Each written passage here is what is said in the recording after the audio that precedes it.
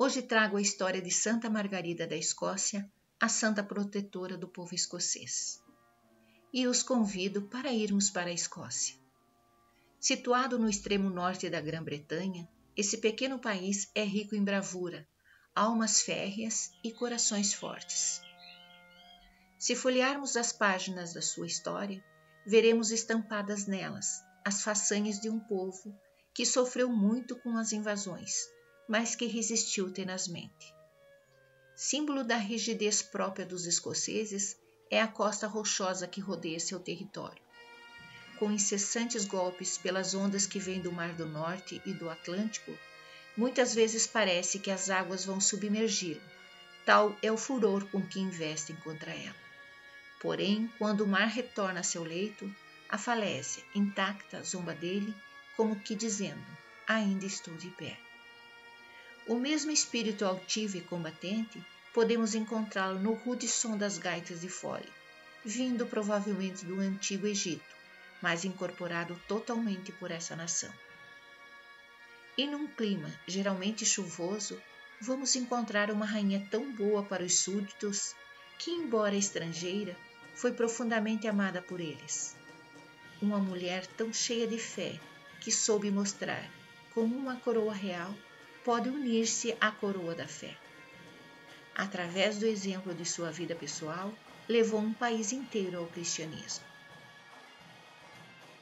Margarida nasceu em 1046 na Hungria, onde seu pai, Eduardo, herdeiro do trono da Inglaterra, se encontrava exilado.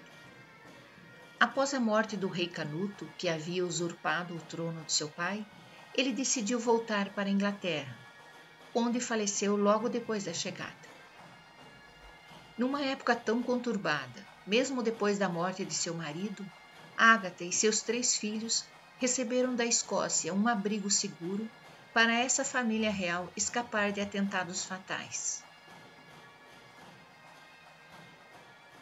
O rei da Escócia na época, Malcolm III, era viúvo e pai de um filho. Ele apaixonou-se pela bela Margarida. Ela era uma mulher educada na fé católica e de grande devoção, culta, inteligente e possuidora de uma sutil e fina diplomacia. Admirado com a virtude de Margarida, decidiu casar-se com ela. E a jovem, que há muito alimentava o desejo de, como sua irmã Cristina, fazer-se religiosa, ouviu então de seu confessor que ela poderia auxiliar mais a religião subindo ao trono. Margarida acabou por aceitar. E assim realizou-se no ano de 1070 o casamento e a coroação de Margarida como rainha da Escócia. Aos 24 anos de idade foi considerada a mais formosa rainha de seu século. Seu marido não era uma pessoa má, nem violenta, mas sim um pouco rude e ignorante. Não sabia ler, por isso tinha grande respeito por sua mulher instruída. Beijava o livro de orações que ela lia junto dele com devoção. A rainha, pacientemente e pouco a pouco, alfabetizou-o, sem nunca se sobrepor à sua autoridade. Ela era discreta, modesta e humildemente respeitosa à sua condição de chefe de um povo e de uma nação. Quando o rei Malcolm III foi tocado pela fé, converteu-se e foi batizado. Margarida tornou-se deste modo, na terra, rainha da nação escocesa, enquanto do céu a Virgem Santíssima parecia tê-la escolhido por mãe e protetora de um povo que se mostrava aberto às grandezas da fé. Dir-se-ia que Nossa Senhora quis depositar antes nas suas mãos todas as graças que iria derramar sobre aqueles seus filhos. A vida dessa rainha nos reporta um mundo maravilhoso, que pode parecer irreal aos olhos de quem desconhece a força transformadora da paixão do nosso Senhor Jesus Cristo. Impossível enumerar o número de santos e santas, religiosos e leigos que fizeram surgir na Idade Média, a partir de povos bárbaros, a admirável civilização cristã. Sob a influência de Santa Margarida na Escócia, consolidaram-se costumes instituíram-se leis que incentivavam a observância de preceitos da Igreja. A residência de Malcolm e Margarida era o castelo de Edimburgo, onde a vida da corte era enriquecida com práticas piedosas e orações diárias. A vida do casal real foi agraciada por 8 filhos, 6 meninos e 2 meninas. Margarida era uma esposa perfeita, gentil, paciente, bondosa, carinhosa e amorosa com seu esposo. Ela sempre estava ao seu lado nas dificuldades diárias.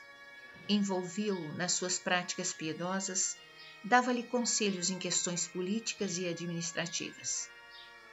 Deve-se a ela a introdução do feudalismo em terras escocesas, sob o modelo inglês, o que permitiu um relacionamento comercial mais amplo com a Europa, e também foi a responsável pela criação de um parlamento.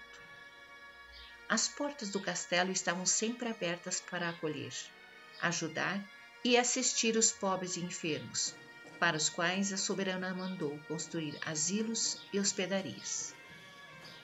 Com Margarida, os cultos das igrejas locais foram uniformizados e conformados com o da Igreja de Roma.